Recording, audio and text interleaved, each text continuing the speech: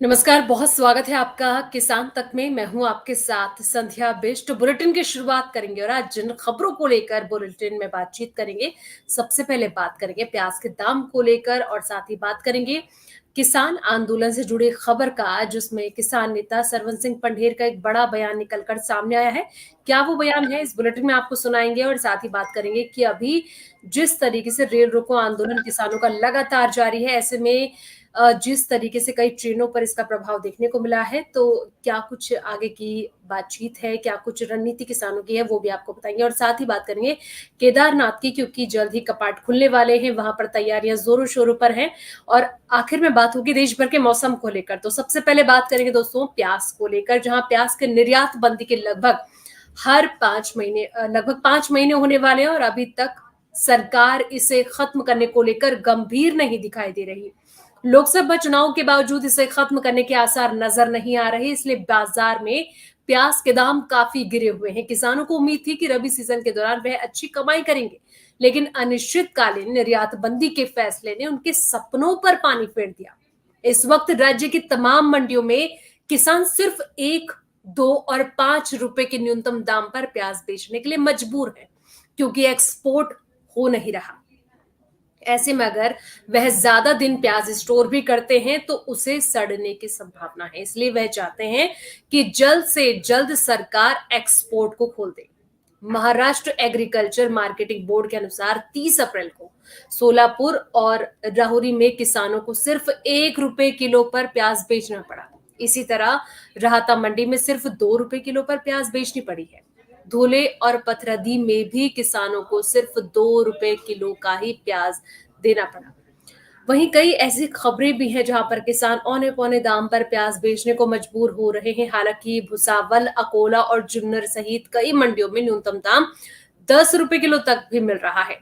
महाराष्ट्र कांदा उत्पादक संगठन के अध्यक्ष का कहना है कि सरकार प्याज को एमएसपी के दायरे में ले आए और रिटेलर्स के लिए एमआरपी फिक्स कर दे। इससे किसानों को भी अच्छा दाम मिलेगा और उपभोक्ताओं को भी महंगाई का सामना नहीं करना पड़ेगा। अब दोस्तों अगली खबर का रुख करते हैं और अब बात करेंगे किसान आंदोलन से जुड़ी खबर का, जहां किसान नेता सरवन सिंह पंढेर का एक बड़ा बयान सामने आया है, जहां पर उन्होंने साफ तौर पर सरकार को आड़े हाथ लिया है। कई निशाना उन्होंने साधा है, चुनाव से जुड़ी बातें भी उन्होंने कही हैं कि सरकार की जो रणनीति है 400 पार, उसको लेकर भी उन्होंने कटाक्ष किया है। और साथ ही साथ रेल रोको आंदोलन के बाद आगे की क्या रणनीति है, उस पर भी उन्होंने अपनी प्रतिक्रिया दी है। तो सुनाते हैं क्या कुछ कहना है। हाँ देखो, साडा ਅੰਮ੍ਰਿਤਸਰ ਜ਼ਿਲ੍ਹੇ ਦਾ ਇਹ ਚੌਥਾ ਜਥਾ ਹੈਗਾ ਵਾ ਜਿਹੜਾ ਸ਼ੰਭੂ ਬਾਰਡਰ ਨੂੰ ਰਵਾਨਾ ਹੋ ਰਿਹਾ ਵਾ। ਜਿਹੜਾ ਉੱਥੇ ਮੋਰਚਾ ਆਪਾਂ ਚੱਲ ਰਿਹਾ ਵਾ, ਜਿਹੜਾ ਪੱਕਾ ਮੋਰਚਾ ਸਾਡੇ ਨੈਸ਼ਨਲ ਮੰਗਾਂ ਤੇ ਆ, ਲਗਭਗ ਉਹਨੂੰ 74 ਦਿਨ ਹੋ ਗਏ ਚੱਲਦਿਆਂ ਨੂੰ। 14 ਦਿਨ ਲਗਭਗ ਹੋ ਗਏ ਆ ਸਾਡੇ ਰੇਲ ਰੋਕੋ ਅੰਦੋਲਨ ਨੂੰ, ਜਿਹੜੀਆਂ ਕਿਸਾਨਾਂ ਨੂੰ ਰਿਹਾਈ ਵਾਸਤੇ ਚੱਲ ਰਿਹਾ ਹੈਗਾ। ਦੂਸਰਾ, ਜਿਹੜੀ ਭਾਜਪਾ ਵਾ ਜਾਂ ਮੋਦੀ ਸਰਕਾਰ ਆ, ਉਹ ਲਗਭਗ ਆਪਣੇ ਜਿਹੜੇ ਪਹਿਲੇ ਦਿੱਤੇ ਨਾਰੇ ਆ ਉਹ ਆਪਣੀ ਫੂਕ ਖੁਦ ਕੱਢ ਰਹੇ ਆ। ਪਹਿਲੋਂ ਤਾਂ ਨਾਰਾ ਇਹ ਆ ਗਿਆ ਸੀ ਵੀ 400 ਤੋਂ ਪਾਰ, ਠੀਕ ਆ, ਸਾਡਾ ਸੀਗਾ ਇਹ ਤਾਂ ਲੋਕ ਤੈਅ ਕਰਨਗੇ 400 ਤੋਂ ਪਾਰ ਕੇ ਸੱਤਾ ਤੋਂ ਬਾਹਰ। ਹੁਣ ਅਮਿਤ ਸ਼ਾਹ ਜੀ ਬਿਹਾਰ 'ਚ ਬੋਲੇ ਨੇ ਵੀ ਜੇ ਦੂਜੀ ਸਰਕਾਰ ਆ ਗਈ ਤਾਂ 1 ਸਾਲ ਲਾਲੂ ਯਾਦਵ ਨਹੀਂ, 1 ਸਾਲ ਮਮਤਾ, 1 ਸਾਲ ਰਾਹੁਲ ਗਾਂਧੀ ਰਾਜ ਕਰੂਗਾ। ਇਹਦਾ ਮਤਲਬ ਮੰਨ ਲਿਆ ਉਹਨਾਂ ਨੇ ਵੀ ਉਹ ਹਾਰ ਰਹੇ ਨੇ। ਹੁਣ ਹਾਰ ਜਿੱਤ ਸਾਡੇ ਲਈ ਕੋਈ ਹੈਗਾ, ਕੋਈ ਕਿਹੜਾ ਹਾਰਦਾ ਕਿਹੜਾ ਜਿੱਤਦਾ ਹੈਗਾ, ਪਰ ਭਾਜਪਾ ਬੈਕਫੁੱਟ ਤੇ ਆ ਔਰ ਡਿਫੈਂਸਿਵ ਪ੍ਰਚਾਰ ਤੇ ਆਈ ਹੋਈ ਆ। ਔਰ ਪ੍ਰਧਾਨ ਮੰਤਰੀ ਨੇ ਚੈਨਲ ਨੂੰ ਆਪਣਾ ਇੰਟਰਵਿਊ ਦਿੰਦਿਆਂ ਹਾਂ ਬਹੁਤ ਸਾਰੀਆਂ ਗੱਲਾਂ ਕਹੀਆਂ ਵਾ ਵੀ ਉਹਦੇ ਵਿੱਚ ਇੱਕ ਚੋਣ ਮੈਨੀਫੈਸਟੋ ਵੀ ਹੈਗਾ, ਵੀ ਚੋਣ ਮੈਨੀਫੈਸਟੋ ਕੋਈ ਬਰੀਫ ਕੇਸ 'ਚ ਰੱਖਣ ਵਾਲੀ ਚੀਜ਼ ਨਹੀਂ ਹੈਗੀ। ਠੀਕ ਹੈ ਉਹਨਾਂ ਦੀ ਗੱਲ, ਤਾਂ ਅਸੀਂ ਕਹਿੰਦੇ ਵੀ ਜਿਹੜਾ ਤੁਸੀਂ 2014 ਨੂੰ ਪਹਿਲੀ ਵਾਰ ਤੁਹਾਡੀ ਸਰਕਾਰ ਆਈ ਸੀ, ਜਿਹੜਾ ਚੋਣ ਮੈਨੀਫੈਸਟੋ ਵਿੱਚ ਸਾਡੇ ਨਾਲ ਵਾਅਦੇ ਕੀਤੇ ਸੀਗੇ ਉਹ ਯਾਦ ਕਰ ਲਓ ਵੀ ਐਮਐਸਪੀ ਗਰੰਟੀ ਕਾਨੂੰਨ ਬਣਾਉਣ ਦਾ ਵਾਅਦਾ ਕੀ ਵਾਲਾ, ਅਰੇ ਇਹਦੋਂ 19 ਵਾਲਾ ਵੀ ਕਿਸਾਨਾਂ ਦੀ ਆਮਦਨ ਦੁੱਗਣੀ ਕਰਾਂਗੇ, ਇਹਦੋਂ ਪਹਿਲੋਂ ਵਾਲਾ ਵੀ ਕਿਸਾਨਾਂ ਦਾ ਕਰਜ਼ ਖਤਮ ਹੋਊਗਾ, ਤੇ ਇਹਦੋਂ ਬਾਅਦ ਡਾਕਟਰ ਸਵਾਮੀਨਾਥਨ ਦੀ ਕਮਿਸ਼ਨ ਦੀ ਰਿਪੋਰਟ ਦੇ ਅਨੁਸਾਰ C250 ਅਨੁਸਾਰ ਫਸਲਾਂ ਦੇ ਭਾਅ ਦੇਾਂਗੇ। ਉਹ ਸਾਰੇ ਤੋਂ ਸਾਰੇ ਮੋਦੀ ਸਰਕਾਰ ਭੱਜ ਗਈ ਆ। तो मैंने लगता है मीडिया ਨੂੰ ਆਹ ਪੱਖ ਵੀ ਦੁਨੀਆ ਦੇ ਸਾਹਮਣੇ ਰੱਖਣਾ ਚਾਹੀਦਾ। ਉਹ ਇੰਟਰਵਿਊ ਦੇ ਵਿੱਚ ਦੇਸ਼ ਦੇ ਸੰਵਿਧਾਨ ਦੀ ਗੱਲ ਕਰਦੇ ਆ। ਅਸੀਂ ਉਹਨਾਂ ਕੋਲ ਸਵਾਲ ਕਰਦੇ ਆ ਵੀ ਦੱਸੋ ਵੀ ਇਹ ਜਿਹੜੀਆਂ ਨੈਸ਼ਨਲ ਹਾਈਵੇ ਤੇ ਜਿਹੜੀਆਂ ਕੰਧਾਂ ਕੱਢੀਆਂ ਵਾ, ਇਹ ਕਿਹੜੇ ਐਕਟ ਤਹਿਤ ਕੱਢੀਆਂ ਤੇ ਕਿਹੜਾ ਸੰਵਿਧਾਨ ਤੁਹਾਨੂੰ ਕਹਿੰਦਾ, ਕਿਹੜਾ ਸੰਵਿਧਾਨ ਕਹਿੰਦਾ ਵਾ ਤੁਹਾਨੂੰ ਵੀ ਤੁਸੀਂ ਦੇਸ਼ ਦੀ ਰਾਜਧਾਨੀ ਵਿੱਚ ਜਾ ਕੇ ਦੇਸ਼ ਦੇ ਕਿਸਾਨ ਮਜ਼ਦੂਰ ਨੂੰ ਪ੍ਰਦਰਸ਼ਨ ਨਾ ਕਰਨ ਦਿਓ, ਜਾਂ ਜਿਹੜਾ ਤੁਹਾਡਾ ਉਮੀਦਵਾਰ ਆ ਅਜੇ ਮਿਸ਼ਰਾ ਟੈਨੀ, ਉਹ 120B ਦੇ ਕੇਸ ਵਿੱਚ ਗਿਲਟੀ ਨਾ, ਉਹਨੂੰ ਤੁਸੀਂ ਟਿਕਟ ਦੇ ਰਹੇ ਜੇ। ਲਖੀਮਪੁਰ ਖੀਰੀ ਵਿੱਚ ਤੁਸੀਂ ਸਾਡੇ ਬੰਦੇ ਕਤਲ ਕੀਤੇ ਆ, ਇਨਸਾਫ ਕੋਈ ਨਹੀਂ ਮਿਲ ਰਿਹਾ। ਇੱਥੇ ਬਾਰਡਰਾਂ ਤੇ ਜਿਹੜਾ ਜ਼ਬਰ ਤੁਸੀਂ ਢਾਇਆ ਉਹਦਾ ਕੋਈ ਕਾਨੂੰਨੀ ਜਵਾਜ਼ ਦੱਸ ਦਿਓ, ਜਾਂ ਸ਼ਹੀਦ ਸੁਖਕਰਨ ਸਿੰਘ ਨੂੰ ਕਿਉਂ ਗੋਲੀ ਮਾਰੀ ਗਈ। ਤਾਂ ਜਿਹੜੀਆਂ ਗੱਲਾਂ ਮੋਦੀ ਜੀ ਚੱਕ ਰਹੇ ਨੇ ਦੂਜਿਆਂ ਵਾਸਤੇ, ਚੱਕਣ ਵਿਰੋਧੀ ਧਿਰ ਲਈ ਸਾਨੂੰ ਇਤਰਾਜ਼ ਕੋਈ ਨਹੀਂ ਹੈਗਾ। ਉਹ ਉਹਨਾਂ ਗੱਲਾਂ ਵਿੱਚ ਖੁਦ ਘਿਰਦੇ ਨੇ, ਖੁਦ ਵੀ ਉਹਨਾਂ ਗੱਲਾਂ ਵਿੱਚ ਘਿਰਦੇ ਨੇ।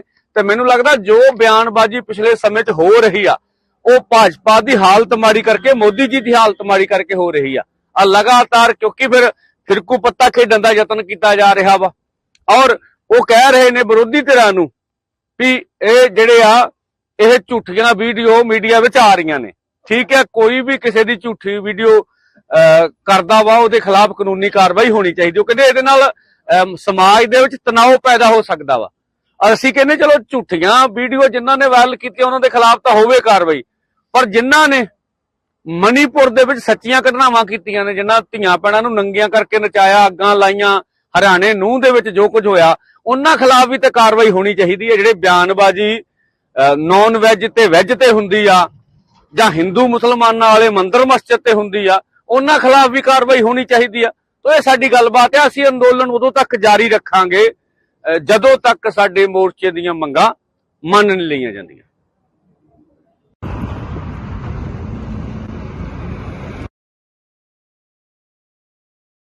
ਸਾਡੇ ਨੈਸ਼ਨਲ ਮੰਗਾਂ ਤੇ ਆ ਲਗਭਗ ਉਹਨੂੰ 74 ਦਿਨ ਹੋ ਗਏ ਚੱਲਦਿਆਂ ਨੂੰ। 14 ਦਿਨ ਲਗਭਗ ਹੋ ਗਿਆ ਸਾਡੇ ਰੇਲ ਰੋਕੋ ਅੰਦੋਲਨ ਨੂੰ, ਜਿਹੜੀਆਂ ਕਿਸਾਨਾਂ ਨੂੰ ਰਿਹਾਈ ਵਾਸਤੇ ਚੱਲ ਰਿਹਾ ਹੈਗਾ।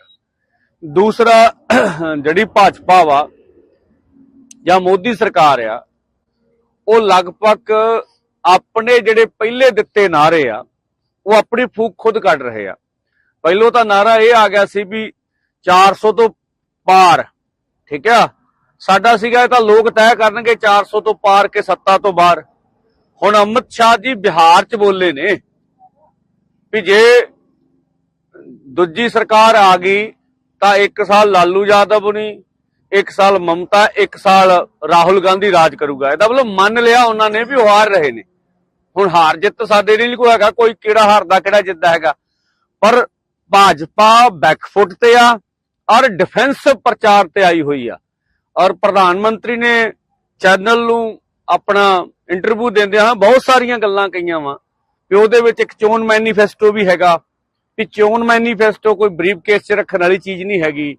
ਠੀਕ ਹੈ ਉਹਨਾਂ ਦੀ ਗੱਲ, ਤਾਂ ਅਸੀਂ ਕਹਿੰਦੇ ਵੀ ਜਿਹੜਾ ਤੁਸੀਂ 2014 ਨੂੰ ਪਹਿਲੀ ਵਾਰ ਤੁਹਾਡੀ ਸਰਕਾਰ ਆਈ ਸੀ, ਜਿਹੜਾ ਚੋਣ ਮੈਨੀਫੈਸਟੋ ਵਿੱਚ ਸਾਡੇ ਨਾਲ ਵਾਅਦੇ ਕੀਤੇ ਸੀਗੇ ਉਹ ਯਾਦ ਕਰ ਲਓ ਵੀ MSP ਗਰੰਟੀ ਕਾਨੂੰਨ ਬਣਾਉਣ ਦਾ ਵਾਅਦਾ ਕੀ ਵਾਲਾ, ਅਰੇ ਇਹ ਤੋਂ 19 ਵਾਲਾ ਵੀ ਕਿਸਾਨਾਂ ਦੀ ਆਮਦਨ ਦੁੱਗਣੀ ਕਰਾਂਗੇ, ਇਹ ਤੋਂ ਪਹਿਲੋਂ ਵਾਲਾ ਵੀ ਕਿਸਾਨਾਂ ਦਾ ਕਰਜ਼ ਖਤਮ ਹੋਊਗਾ, ਤੇ ਇਹ ਤੋਂ ਬਾਅਦ ਡਾਕਟਰ ਸਵਾਮੀਨਾਥਨ ਦੀ ਕਮਿਸ਼ਨ ਦੀ ਰਿਪੋਰਟ ਦੇ ਅਨੁਸਾਰ C250 ਅਨੁਸਾਰ ਫਸਲਾਂ ਦੇ ਭਾਅ ਦੇਾਂਗੇ।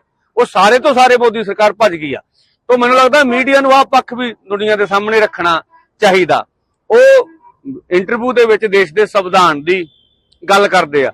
ਅਸੀਂ ਉਹਨਾਂ ਕੋਲ ਸਵਾਲ ਕਰਦੇ ਆ ਵੀ ਦੱਸੋ ਵੀ ਇਹ ਜਿਹੜੀਆਂ ਨੈਸ਼ਨਲ ਹਾਈਵੇ ਤੇ ਜਿਹੜੀਆਂ ਕੰਧਾਂ ਕੱਢੀਆਂ ਵਾ, ਇਹ ਕਿਹੜੇ ਐਕਟ ਤਹਿਤ ਕੱਢੀਆਂ ਤੇ ਕਿਹੜਾ ਸੰਵਿਧਾਨ ਤੁਹਾਨੂੰ ਕਹਿੰਦਾ, ਕਿਹੜਾ ਸੰਵਿਧਾਨ ਕਹਿੰਦਾ ਵਾ ਤੁਹਾਨੂੰ ਵੀ ਤੁਸੀਂ ਦੇਸ਼ ਦੀ ਰਾਜਧਾਨੀ ਵਿੱਚ ਜਾ ਕੇ ਦੇਸ਼ ਦੇ ਕਿਸਾਨ ਮਜ਼ਦੂਰ ਨੂੰ ਪ੍ਰਦਰਸ਼ਨ ਨਾ ਕਰਨ ਦਿਓ, ਜਾਂ ਜਿਹੜਾ ਤੁਹਾਡਾ ਉਮੀਦਵਾਰ ਆ ਅਜੇ ਮਿਸ਼ਰਾ ਟੈਨੀ, ਉਹ 120B ਦੇ ਕੇਸ ਵਿੱਚ ਗਿਲਟੀ ਨਾ, ਉਹਨੂੰ ਤੁਸੀਂ ਟਿਕਟ ਦੇ ਰਹੇ ਜੇ। ਲਖੀਮਪੁਰ ਖੀਰੀ ਵਿੱਚ ਤੁਸੀਂ ਸਾਡੇ ਬੰਦੇ ਕਤਲ ਕੀਤੇ ਆ, ਇਨਸਾਫ ਕੋਈ ਨਹੀਂ ਮਿਲ ਰਿਹਾ। ਇੱਥੇ ਬਾਰਡਰਾਂ ਤੇ ਜਿਹੜਾ ਜ਼ਬਰ ਤੁਸੀਂ ਢਾਇਆ ਉਹਦਾ ਕੋਈ ਕਾਨੂੰਨੀ ਜਵਾਜ਼ ਦੱਸ ਦਿਓ, ਜਾਂ ਸ਼ਹੀਦ ਸੁਖਕਰਨ ਸਿੰਘ ਨੂੰ ਕਿਉਂ ਗੋਲੀ ਮਾਰੀ ਗਈ। ਤਾਂ ਜਿਹੜੀਆਂ ਗੱਲਾਂ ਮੋਦੀ ਜੀ ਚੱਕ ਰਹੇ ਨੇ ਦੂਜਿਆਂ ਵਾਸਤੇ, ਚੱਕਣ ਵਿਰੋਧੀ ਧਿਰ ਲਈ ਸਾਨੂੰ ਇਤਰਾਜ਼ ਕੋਈ ਨਹੀਂ ਹੈਗਾ। ਉਹ ਉਹਨਾਂ ਗੱਲਾਂ ਵਿੱਚ ਖੁਦ ਘਿਰਦੇ ਨੇ, ਖੁਦ ਵੀ ਉਹਨਾਂ ਗੱਲਾਂ ਵਿੱਚ ਘਿਰਦੇ ਨੇ। ਤੇ ਮੈਨੂੰ ਲੱਗਦਾ ਜੋ ਬਿਆਨਬਾਜ਼ੀ ਪਿਛਲੇ ਸਮੇਂ 'ਚ ਹੋ ਰਹੀ ਆ, ਉਹ ਭਾਜਪਾ ਦੀ ਹਾਲਤ ਮਾੜੀ ਕਰਕੇ, ਮੋਦੀ ਜੀ ਦੀ ਹਾਲਤ ਮਾੜੀ ਕਰਕੇ ਹੋ ਰਹੀ ਆ ਲਗਾਤਾਰ, ਕਿਉਂਕਿ ਫਿਰ ਫਿਰਕੂ ਪੱਤਾ ਖੇਡਣ ਦਾ ਯਤਨ ਕੀਤਾ ਜਾ ਰਿਹਾ ਵਾ। ਔਰ ਉਹ ਕਹਿ ਰਹੇ ਨੇ ਵਿਰੋਧੀ ਧਿਰਾਂ ਨੂੰ ਵੀ ਇਹ ਜਿਹੜੇ ਆ ਇਹ ਝੂਠੀਆਂ ਵੀਡੀਓ ਮੀਡੀਆ ਵਿੱਚ ਆ ਰਹੀਆਂ ਨੇ। ਠੀਕ ਹੈ, ਕੋਈ ਵੀ ਕਿਸੇ ਦੀ ਝੂਠੀ ਵੀਡੀਓ ਕਰਦਾ ਵਾ ਉਹਦੇ ਖਿਲਾਫ ਕਾਨੂੰਨੀ ਕਾਰਵਾਈ ਹੋਣੀ ਚਾਹੀਦੀ। ਉਹ ਕਹਿੰਦੇ ਇਹਦੇ ਨਾਲ ਸਮਾਜ ਦੇ ਵਿੱਚ ਤਣਾਅ ਪੈਦਾ ਹੋ ਸਕਦਾ ਵਾ। ਅਸੀਂ ਕਹਿੰਦੇ ਚਲੋ ਝੂਠੀਆਂ ਵੀਡੀਓ ਜਿਨ੍ਹਾਂ ਨੇ ਵਾਇਰਲ ਕੀਤੀਆਂ ਉਹਨਾਂ ਦੇ ਖਿਲਾਫ ਤਾਂ ਹੋਵੇ ਕਾਰਵਾਈ, ਪਰ ਜਿਨ੍ਹਾਂ ਨੇ ਮਣੀਪੁਰ ਦੇ ਵਿੱਚ ਸੱਚੀਆਂ ਘਟਨਾਵਾਂ ਕੀਤੀਆਂ ਨੇ, ਜਿਨ੍ਹਾਂ ਧੀਆਂ ਭੈਣਾਂ ਨੂੰ ਨੰਗੀਆਂ ਕਰਕੇ ਨਚਾਇਆ, ਅੱਗਾਂ ਲਾਈਆਂ, ਹਰਿਆਣੇ ਨੂੰਹ ਦੇ ਵਿੱਚ ਜੋ ਕੁਝ ਹੋਇਆ, ਉਹਨਾਂ ਖਿਲਾਫ ਵੀ ਤੇ ਕਾਰਵਾਈ ਹੋਣੀ ਚਾਹੀਦੀ ਹੈ। ਜਿਹੜੇ ਬਿਆਨਬਾਜ਼ੀ ਨੌਨ ਵੈਜ ਤੇ ਵੈਜ ਤੇ ਹੁੰਦੀ ਆ, ਜਾਂ ਹਿੰਦੂ ਮੁਸਲਮਾਨਾਂ ਵਾਲੇ ਮੰਦਿਰ ਮਸਜਿਦ ਤੇ ਹੁੰਦੀ ਆ, ਉਹਨਾਂ ਖਿਲਾਫ ਵੀ ਕਾਰਵਾਈ ਹੋਣੀ ਚਾਹੀਦੀ ਆ। ਤਾਂ ਇਹ ਸਾਡੀ ਗੱਲਬਾਤ ਹੈ। ਅਸੀਂ ਅੰਦੋਲਨ ਉਦੋਂ ਤੱਕ ਜਾਰੀ ਰੱਖਾਂਗੇ ਜਦੋਂ ਤੱਕ ਸਾਡੇ ਮੋਰਚੇ ਦੀਆਂ ਮੰਗਾਂ ਮੰਨ ਨਹੀਂ ਲਈਆਂ ਜਾਂਦੀਆਂ।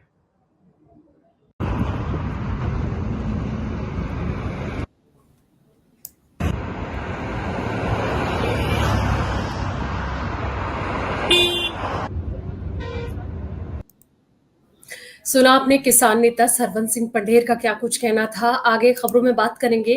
बता दें कि पंजाब हरियाणा के शंभू बॉर्डर पर किसानों का रेल रोको आंदोलन जारी है। 17 अप्रैल से शुरू हुआ किसानों का ये आंदोलन आज 16वें दिन में प्रवेश कर चुका है। किसानों के इस आंदोलन के कारण जहां एक तरफ रेल सेवाओं पर काफी ज्यादा इसका असर पड़ रहा है, तो दूसरी ओर इसके कारण अंबाला डिवीजन में हर रोज लगभग 200 ट्रेनें प्रभावित हो रही, यात्रियों को काफी परेशानियों का सामना करना पड़ रहा है। वहीं दूसरी तरफ पंजाब में उद्योग और व्यापार पर आंदोलन का असर साफ तौर पर नजर आ रहा है। इसे देखते हुए व्यापार और उद्योग संगठनों ने अपने सदस्यों से किसानों के आंदोलन का समर्थन नहीं करने की अपील की है। इसका बहिष्कार करने का फैसला किया गया है। किसान मजदूर मोर्चा यानी कि KMM और संयुक्त किसान मोर्चा गैर राजनीतिक के बैनर तले किसान रेल रोको आंदोलन कर रहे हैं। सभी किसान हरियाणा पुलिस द्वारा गिरफ्तार किए गए 3 साथियों की रिहाई की मांग कर रहे हैं। विरोध कर रहे किसानों का कहना है कि जब तक उनके साथियों को रिहा नहीं किया जाएगा तब तक ये आंदोलन यूं ही जारी रहेगा। तो जिस तरीके से अपनी मांग को लेकर किसान लगातार रेल रोको आंदोलन कर रहे हैं कि जब तक रिहाई नहीं होगी हम यहाँ से हटने वाले नहीं। बता दें कि इससे पहले किसान 13 फरवरी से शंभू, अंबाला और खनौरी जेल हरियाणा और पंजाब के बीच अंतर राज्य सीमा पर डेरा डाले हुए हैं। सभी किसान न्यूनतम समर्थन मूल्य यानी कि MSP पर फसलों की गारंटी और कृषि ऋण माफी समेत अन्य मांगों को लेकर आंदोलन कर रहे।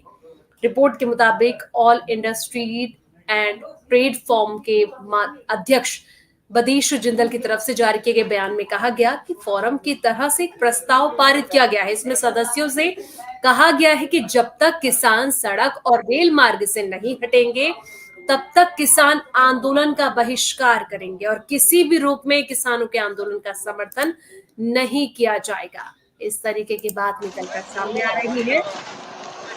वहीं सदस्यों से अपील की गई है कि वे इस आंदोलन को ना ही कोई वित्तीय समर्थन दे और ना ही नैतिक समर्थन दे, क्योंकि किसानों का ये आंदोलन उनके व्यापारिक हितों के खिलाफ है। तो 16वें दिन में प्रवेश कर चुका है रेल रोको आंदोलन, जहां पर किसानों को गिरफ्तार किए जाने के विरोध में, उनको जेल डालने के विरोध में किसान लगातार रेल रोको आंदोलन कर रहे हैं, जिसका असर न सिर्फ यातायात बल्कि व्यापार पर भी पड़ रहा है।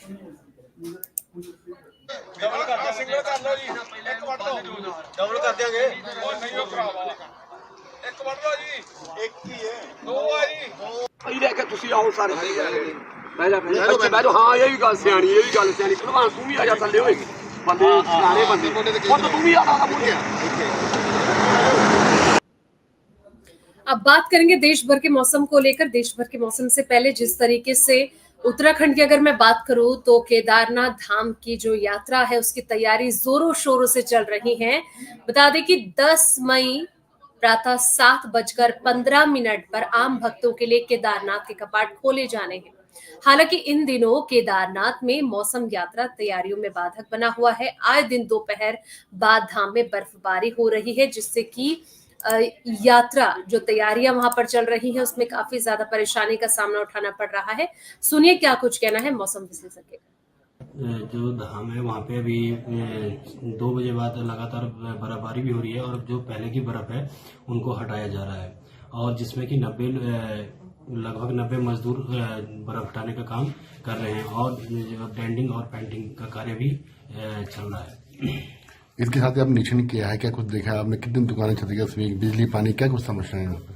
कुछ बिजली की लाइनें और कुछ पानी की लाइनें भी क्षतिग्रस्त हैं और कुछ जगह जगह पर थोड़ा रेलिंग का भी इशू है।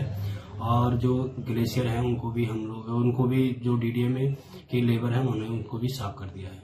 10 मई को बाबा केदारनाथ के कबाड़ खुलने, इसको लेकर क्या कुछ तैयारी चल रही है? इसके लिए तो अभी जिला स्तर पर संपूर्ण तैयारियां शुरू कर दी गई हैं और जिलाधिकारी महोदय के निर्देशों में जितनी भी जो कार्यदायी संस्थाएं हैं वो अपने अपने कामों पर लगी हुई हैं।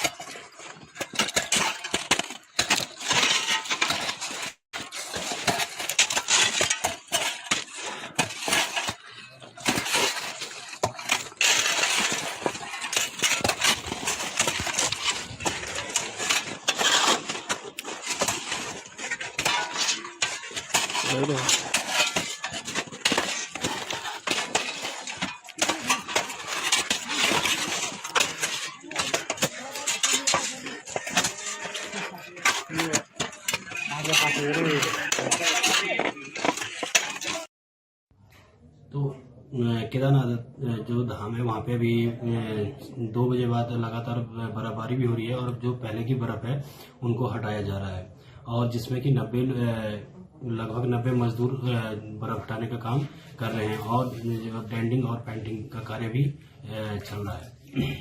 इसके साथ ही आपने निरीक्षण किया है, क्या कुछ देखा है आपने? कितनी दुकानें क्षतिग्रस्त हुई, बिजली पानी क्या कुछ समस्याएं हैं यहाँ पे? कुछ बिजली की लाइनें और कुछ पानी की लाइनें भी क्षतिग्रस्त हैं और कुछ जगह जगह पर थोड़ा रेलिंग का भी इशू है। और जो ग्लेशियर है उनको भी जो डीडीएम के लेबर हैं उन्होंने उनको भी साफ कर दिया है। 10 मई को बाबा केदारनाथ के कबाड़ खुलने, इसको लेकर क्या कुछ तैयारी चल रही है? इसके लिए तो अभी जिला स्तर पर संपूर्ण तैयारियां शुरू कर दी गई हैं और जिलाधिकारी महोदय के निर्देशों में जितनी भी जो कार्यदायी संस्थाएं हैं वो अपने अपने कामों पर लगी हुई हैं।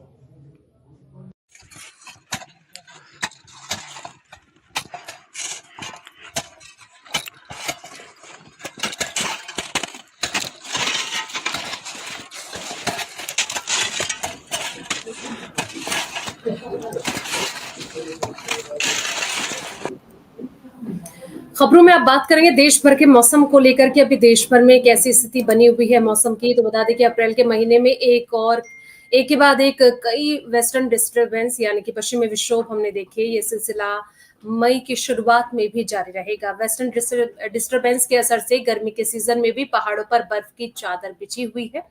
इसके असर से दिल्ली समेत कई मैदानी इलाकों में तापमान कम चल रहा है, यानी कि मैदानी इलाकों में हीट वेव और सख्त गर्मी से कुछ राहत मिलती हुई नजर आई है। अब एक और वेस्टर्न डिस्टर्बेंस आ रहा है जिसके असर से बर्फबारी और बारिश का सिलसिला जारी रहने वाला है। मौसम विभाग के मुताबिक 3 मई से एक ताजा पश्चिमी विक्षोभ उत्तर पश्चिमी भारत को प्रभावित करेगा। इसके प्रभाव से 3 से लेकर 6 मई के दौरान जम्मू कश्मीर, लद्दाख, गिलगित बाल्टिस्तान, मुजफ्फराबाद, उत्तराखंड और हिमाचल प्रदेश में गरज और चमक के साथ छिटपुट हल्की से मध्यम बारिश होने की संभावना जताई गई है। यानी कि पश्चिमी विक्षोभ आता है तो उसका असर पहाड़ी क्षेत्रों पर ज्यादा देखने को मिल सकता है। वहीं आज से उत्तर प्रदेश, बिहार, हरियाणा, चंडीगढ़ और दिल्ली में तेज सतही हवाएं चलने की भी संभावना है।